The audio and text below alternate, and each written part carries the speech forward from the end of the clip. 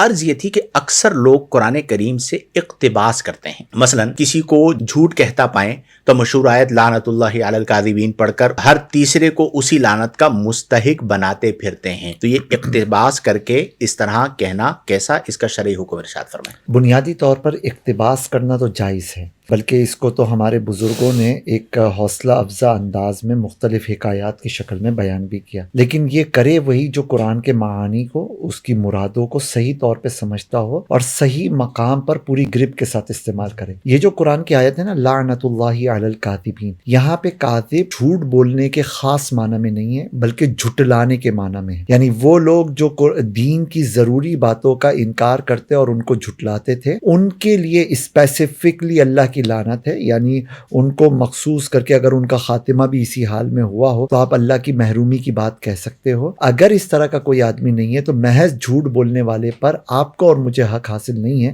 کہ لعنت کا لفظ بول سکیں۔